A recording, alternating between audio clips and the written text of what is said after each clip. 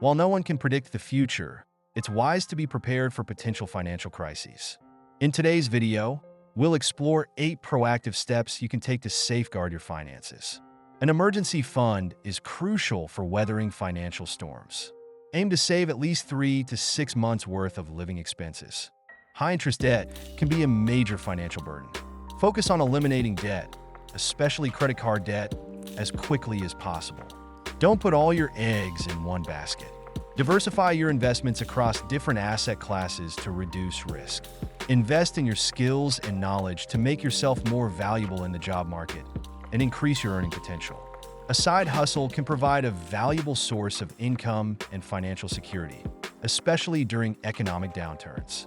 Ensure you have adequate insurance coverage, including life, health, and property insurance. Strong relationships can be invaluable during difficult times. Build a network of supportive friends, family, and colleagues.